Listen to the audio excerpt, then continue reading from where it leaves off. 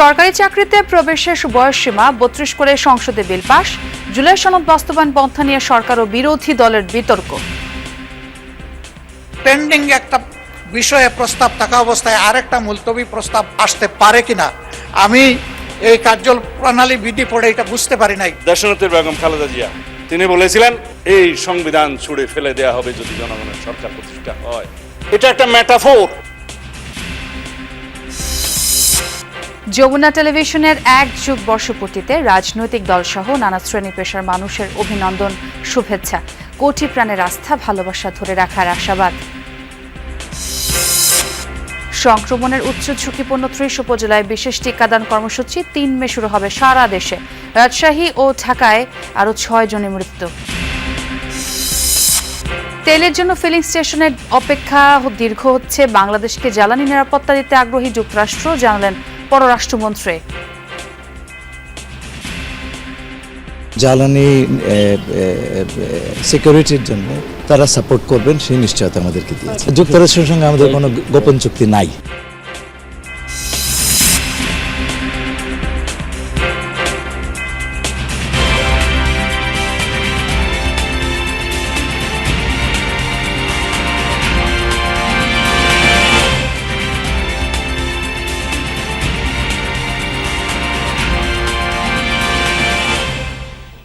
দর্শক, আমন্ত্রণ যমুনা নিউজে, সঙ্গে আছি আমি ছোঁয়া খন্দকার। আর এতক্ষণ শিরোনাম দেখছিলেন।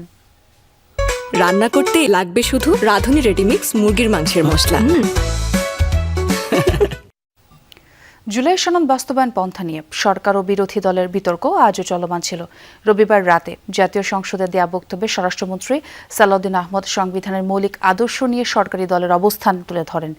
সংসদ নেতা তারেক রহমানের পক্ষ থেকে বক্তব্য রাখছেন উল্লেখ করে সালাউদ্দিন আহমদ বলেন, ৭১-এর বিজয়ের সাথে অন্য কিছুর তুলনা চলে না, কিন্তু বিরোধী দল সংস্কারের নামে ৭১ এবং ২৪-এর চেতনাকে সমান করার চেষ্টা করছে। জনগণের সরকার প্রতিষ্ঠিত হলে এই সংবিধান ছুঁড়ে ফেলা হবে। প্রয়াত বিএনপি চেয়ারপারসন বেগম খালেদা জিয়ার এমন বক্তব্যের ব্যাখ্যাও দেন তিনি। বলেন, তত্ত্বাবধায়ক সরকার ব্যবস্থা বাতিল সহ কাটাছেঁড়া করে আওয়ামী লীগ সরকার সংবিধানের যে অবস্থা করেছিল সেই পরিস্থিতিতে বিএনপি চেয়ারপারসন সেই বক্তব্য দিয়েছিলেন। কিন্তু এখন উচ্চ আদালত পঞ্চদশ সংশোধনীকে বাতিল করেছে, সংবিধানের পুরনো কাঠামোকে বহাল করেছে।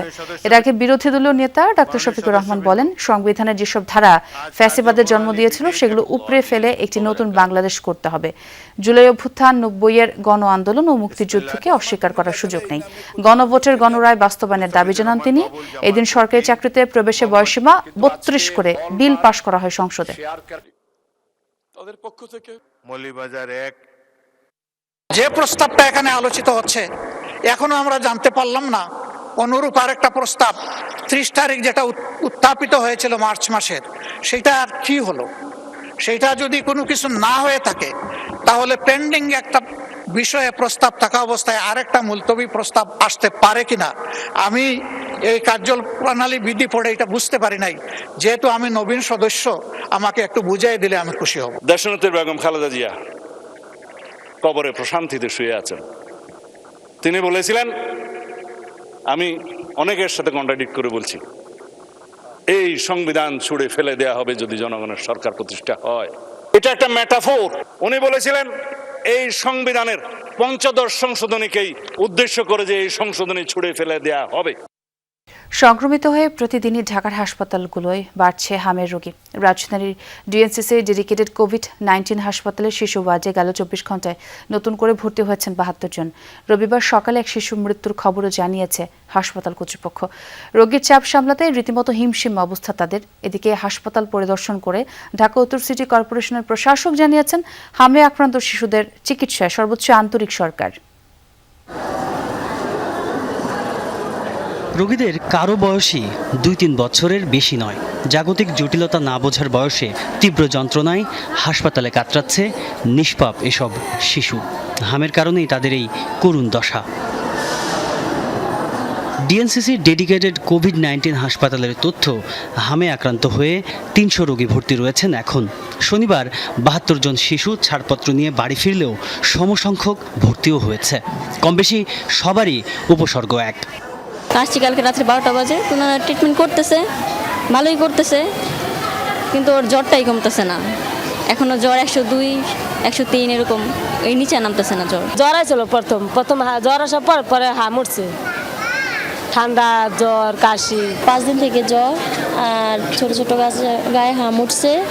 আমি কামরাঙ্গীর চর থেকে আসছি, বাচ্চার অবস্থা অনেক সিরিয়াস ছিল, শ্বাসকষ্ট ছিল, মুখে গা ছিল, তার জন্য এখান থেকে ঢাকা মেডিকেল থেকে আমাদেরকে রেফার করছে। এখানে দেশের বিভিন্ন এলাকা থেকে হাম আক্রান্ত অনেক রোগী ঢাকায় আসছে চিকিৎসা নিতে। কোনো শিশু চিকিৎসা নিচ্ছে 1 সপ্তাহেরও বেশি সময় ধরে। সিস্টার আসছে, ডাক্তার আসছে, ওনারা দেখছে, দেখার পরে বললো আপনার বাবুর তো ওই হামের র্যাশ এগুলো নাই, ঠান্ডা জ্বর যেহেতু কমছে আপনার এখানে থেকে লাভ নেই। এই যে চোখ খুলতে পারে নাই 2 দিন, আবার হাম বাইর হয়েছিল, আবার ঠান্ডা কাশি নিউমোনিয়া ধরছিল। হাম হলে সাধারণত দেখা যাচ্ছে বাসা বাড়িতে রাখলে একটু মানে যত্ন নিলে কেয়ার করলেই সুস্থ হয়ে যায়, কিন্তু এরকম একটা যে জটিল পর্যায়ে চলে যায় এটা আমরা কখনো এ ধরনের কল্পনা করি না। দুপুরে হাম রোগীদের খোঁজ খবর নিতে ডিএনসিসি হাসপাতালে আসেন উত্তর সিটির প্রশাসক শফিকুল ইসলাম খান। জানান জনবল ঘাটতি থাকলেও চিকিৎসায় কোনো কমতি নেই। আমরা নতুন কিছু পরিকল্পনা এখানে করা যায় কিনা সেই কারণে কিন্তু আশা, তো আমরা আশা করছি এখানে যেভাবে চিকিৎসাগুলো দেওয়ার কথা তারা চেষ্টা করছে, বাট এখানে নার্সিংয়ের বা ডাক্তারের কিছু অভাব আছে।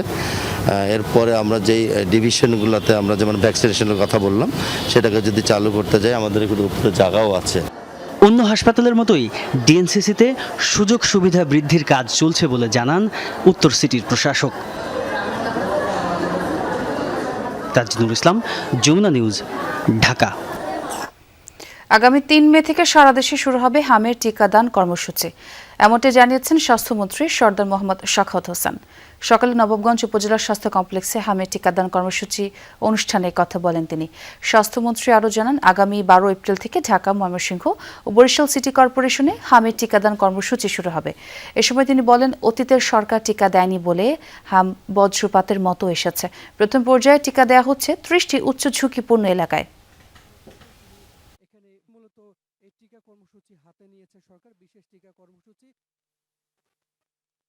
এটা একটা ভয়াবহ রোগ, করোনার থেকে কোনো অংশে কম না, এবং বাচ্চাগুলি বিশেষ করে আমাদের ভবিষ্যৎ প্রজন্ম যে কষ্ট পায়, যেভাবে মৃত্যুর করে ঢলে পড়ে, এটাকে খুব মিসহ্যান্ডেল করেছে অতীতের সরকারগুলি। এই রোগের বিরুদ্ধে, এই প্যান্ডেমিকের বিরুদ্ধে, এই মিজেলের বিরুদ্ধে আমরা যথাযথ ব্যবস্থা গ্রহণ করে আমাদের বৃহত্তর জনগোষ্ঠীকে ইনশাআল্লাহ আমরা বাঁচানোর চেষ্টা করব।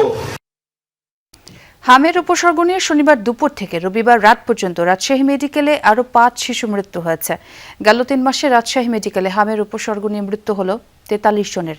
এদিকে রাজশাহী মেডিকেলে রোগটির উপসর্গ নিয়ে নতুনভাবে ভর্তি রয়েছে 125 জন।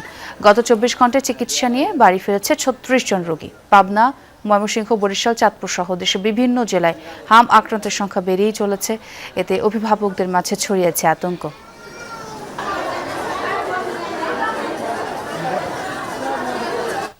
একটা বিরতি নিচ্ছি যমুনা নিউজে, সঙ্গেই থাকুন। আবারও স্বাগত, দেখছেন যমুনা নিউজ।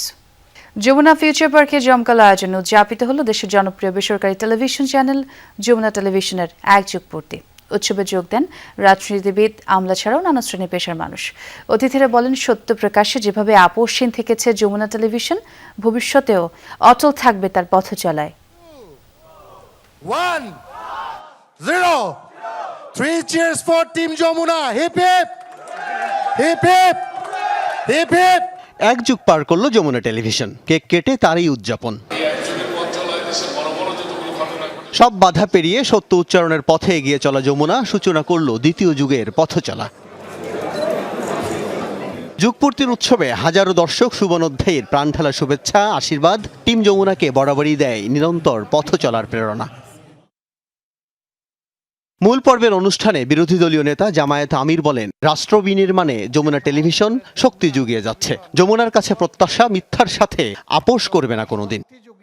এই জাতি যখন বিপদে ছিল তখন সাহস করে যমুনা টেলিভিশন এই জাতির সাথে ছিল। যমুনা 1 মিনিটের জন্য কোনো অন্যায়ের সাথে কম্প্রোমাইজ করে নাই আমার জানা মতো। যুবক যোদ্ধাদের যমুনা শক্তি জুগিয়েছিল সত্যকে তুলে ধরে। যমুনা কোনো বাধা মানবে না, যমুনা কোথাও থামবে না, যমুনা যমুনার মতোই স্রোতস্বিনী হয়ে চলতে থাকবে। অতিথিরা বলেন, যুগের এই পথচলায় সত্য প্রকাশে আপোষহীন থেকেছে যমুনা টেলিভিশন। সাধারণ মানুষের কথা তুলে ধরে প্রতিষ্ঠানটি গণমাধ্যমে অনন্য অবস্থান তৈরি করেছে। যমুনার নুরুল ইসলাম বাবুল সাহেবের একটি গুণের কথা শুধু বলি যদি আপনাদের, সকলেই এখান থেকে টাকা পাচার করে নেওয়ার চেষ্টা করছেন, বিশেষ করে আওয়ামী লীগের সময় তিনি তা করেননি। তার একটা জিনিস দেখেছি, তিনি কখনো মাথা নোয়াতেন না, কোনো বিষয় না। জুলাই আন্দোলন হলো, তার সন্তানরা মাথা নোয়ায়নি। এটা একটা বিরাট পাওয়া এই দেশের, এই জাতি, যে কারণে যমুনা টেলিভিশন বাংলাদেশে নাম্বার 1 হয়েছে।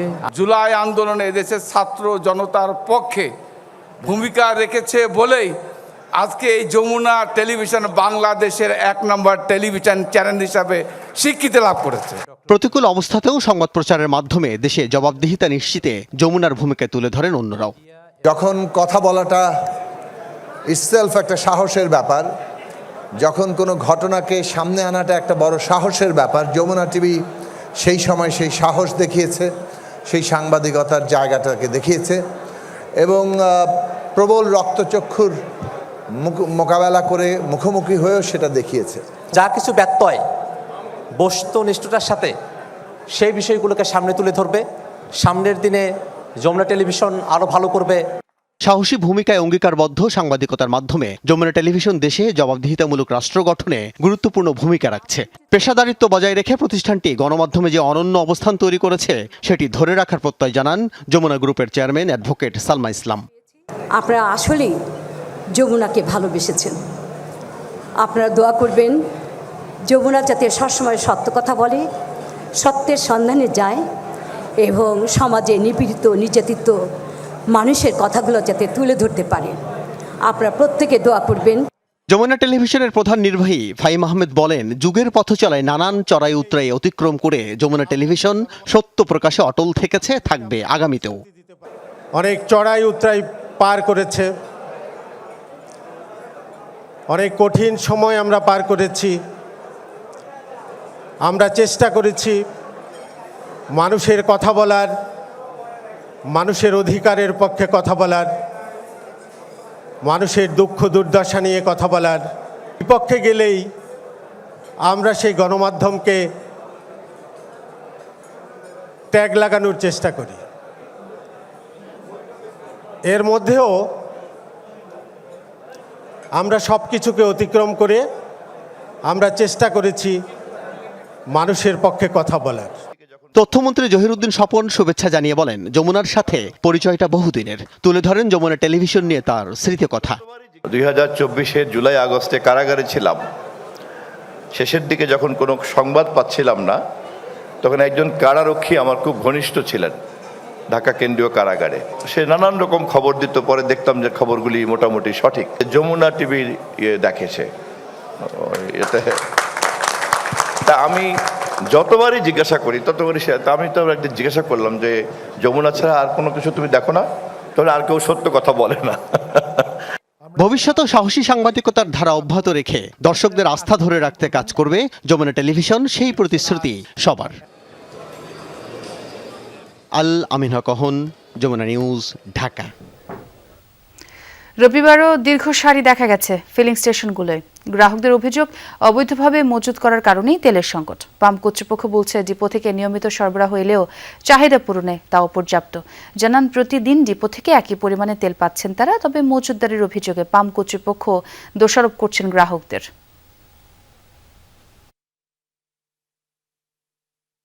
আনুষ্ঠানিক যে পাম্পগুলি আছে চাহিদা তুলনায় অনেক কম, সেই গ্রাহকগুলি বাধ্য হয়ে এখানে আসতেছে।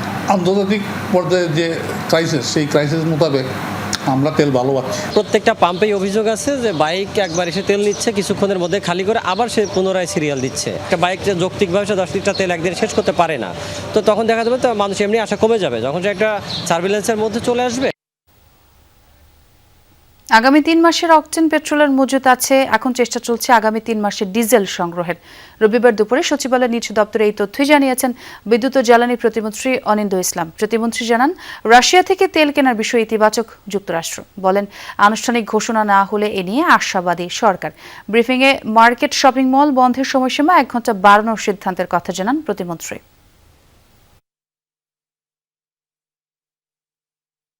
প্রায় 3 মাসের মতো অকটেন এবং পেট্রোলের আমরা যেটা চাহিদা সেটা আমরা সংরক্ষণ করতে সক্ষম হয়েছি। ডিজেলের ক্ষেত্রে তাই, যে যারা দেশের সাথে আমরা চুক্তিবদ্ধ ছিল বৈশ্বিক পরিস্থিতি বিবেচনায় তারা অনেকেই ফোর্স মেজর ডিক্লেয়ার করেছে, যে কারণে আমাদেরকে নতুন নতুন সোর্স আমাদেরকে সার্চ করতে হয়েছে এবং আমরা বেশ কিছু ভালো সোর্স পেয়েছি এবং যদি এটা বাস্তবায়ন হয় আমরা প্রয়োজনে তাদের কাছ থেকে আগামী 3 মাসের জন্য জ্বালানি সংগ্রহ করবার জন্য আমরা সকল প্রস্তুতি গ্রহণ করেছি। বিশ্বের অনেক দেশ জ্বালানি তেলের দাম বাড়ালেও এখন পর্যন্ত সেই পথে হাঁটেনি বাংলাদেশ। তবে কতক্ষণ এই সিদ্ধান্ত ধরে রাখা যাবে তা বলা কঠিন, কেননা সরকারের তহবিলে রক্তক্ষরণ হচ্ছে। আর এমন মন্তব্য করেছেন অর্থ পরিকল্পনা মন্ত্রী আমির খুশরো মাহমুদ চৌধুরী। রবিবার জাতিসংঘের সাথে যৌথ মতবিনিময়ের আয়োজন করে অর্থনৈতিক সম্পর্ক বিভাগ ERD। সেখানে অর্থমন্ত্রী বলেন, শুধু সূচকের ভিত্তিতে সিদ্ধান্ত নিলে চলবে না। এত সংকটের মাঝেও সরকার নতুন অর্থনৈতিক মডেল আনতে চায়, সেটি করা গেলে উত্তরণের পথ আরও সহজ হবে। আগামী দিনে দ্রব্যমূল্য বাড়বে, এ ব্যাপারে কোনো সন্দেহ নাই, কারণ সাপ্লাই চেইন যখন ডিসরাপ্টেড হবে এটা কোনো দেশের আভ্যন্তরীণ বিষয় না, এটা গ্লোবাল বিষয়। আমেরিকাতে তেলের দাম দ্বিগুণ হয়ে গেছে, শ্রীলঙ্কাতে 25% বাড়েছে, আমরা কিন্তু এখনো বাড়াই নেই। কিন্তু এই বিষয়গুলো তো না বাড়িয়ে কতক্ষণ আপনি থাকতে পারবেন। জ্বালানি আমদানির ক্ষেত্রে বাংলাদেশের ওপর কোনো দেশের বাধ্যবাধকতা নেই বলে জানিয়েছেন পররাষ্ট্রমন্ত্রী খলিলুর রহমান। জানান, যুক্তরাষ্ট্রের সাথে বাংলাদেশের কোনো গোপন চুক্তি নেই। সাশ্রয়ী দামে সরকার যে কোনো উৎস থেকেই তেল কিনতে পারবে। প্রধানমন্ত্রী তারেক রহমানের সাথে ঢাকায় নিযুক্ত যুক্তরাষ্ট্রের রাষ্ট্রদূত ব্রেন্টি ক্রিস্টেনসেনের সৌজন্য সাক্ষাতের পর মন্ত্রী একথা জানান।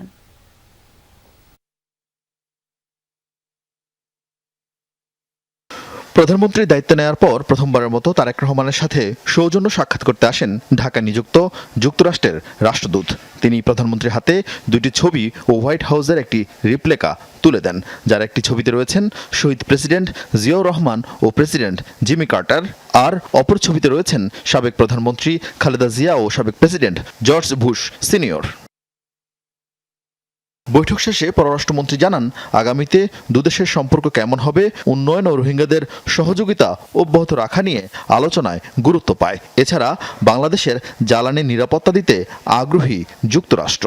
আমাদের জ্বালানি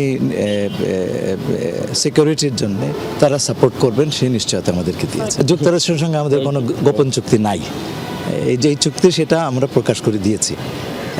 2 নম্বর কথা হচ্ছে যে কেউ কেউ বলছেন যে এই চুক্তির কারণে আমাদেরকে আমেরিকার কাছে পারমিশন চাইতে হচ্ছে, একেবারে মিথ্যে কথা। এই রাশিয়ান তেল কেনার ব্যাপারে সব দেশের উপরে রেস্ট্রিকশন আছে, আমেরিকান রেস্ট্রিকশন। আমরা সব রকম সোর্স থেকে কিনব। আমরা চাইছি যে আমাদের ক্রেতারা সুলভ মূল্যে এই ডিজেল কিংবা অন্যান্য এনার্জি প্রোডাক্টগুলি পান। ইস্টার সানডে উপলক্ষে এদিন সচিবালয়ে প্রধানমন্ত্রীর সাথে শুভেচ্ছা বিনিময় করতে আসেন খ্রিস্টান সম্প্রদায়ের প্রতিনিধি দল। এ সময় প্রধানমন্ত্রীর কাছে বেশ কিছু দাবি উত্থাপন করেন তারা। পুনরুত্থান দিবসটি যেন জাতীয়ভাবে ছুটির দিন ঘোষণা করা হয়। দ্বিতীয় দাবি ছিল আমাদের ট্রাস্ট, খ্রিস্টান কল্যাণ ট্রাস্ট যেন পুনর্গঠন করা হয়। এই 2টি বিষয় গুরুত্ব ছিল এবং মত বিনিময় ছিল এবং আমরা অত্যন্ত খুশি এবং একথা বলতে চাই, মাননীয় প্রধানমন্ত্রী আমাদেরকে আশ্বস্ত করেছেন এবং তিনি আমাদের জন্য প্রয়োজনীয় যেটা করা দরকার সাধ্যের মধ্যে এটা করবেন। আরেকটি দাবি আমাদের ছিল সংরক্ষিত নারী আসনে যেন একজন খ্রিস্টান প্রতিষ্ঠানদের মধ্যে থেকে একজন নারীকে নির্বাচন করা হয়। সরকারি কর্মকর্তা কর্মচারীদের জন্য প্রস্তাবিত নতুন পে স্কেল বাস্তবায়নের বিষয়ে প্রধানমন্ত্রীর সঙ্গে বৈঠক করেন অর্থ ও পরিকল্পনা মন্ত্রী আমির খুশরো মাহমুদ চৌধুরী। আরেফিন শাকিল, যমুনা নিউজ, ঢাকা। আরও একটা বিরতি নিচ্ছি যমুনা নিউজে, সঙ্গেই থাকুন। স্বাগত যমুনা নিউজে। নিখোঁজ পাইলটকে উদ্ধারে চালানো অভিযানে আরও একটি মার্কিন বিমান ভূপাতিতের দাবি করেছে ইরান। রোববার এই বিষয়ে ইরানের বিপ্লবী গার্ড বাহিনীর বিবৃতি টেলিগ্রাম চ্যানেলে পোস্ট করে দেশটির রাষ্ট্রীয় গণমাধ্যম মেহের নিউজ। এটি মার্কিন বিমান বাহিনীর C-130 ট্রান্সপোর্ট বিমান ছিল, দাবি ইরানের। বিবৃতিতে দাবি করা হয়, উদ্ধার অভিযানের সময় বাকি বিমান থেকে কিছুটা পিছিয়ে পড়ে উড়োযানটি। এরই সুযোগে ইস্পাহান প্রদেশে বিমানটি ভূপাতিত করা হয়, তবে এই বিষয়ে ওয়াশিংটনের তরফ থেকে কোনো মন্তব্য আসেনি। দর্শক, এ ছিল যমুনা নিউজে। এতক্ষণ যারা সঙ্গে ছিলেন সবাইকে ধন্যবাদ।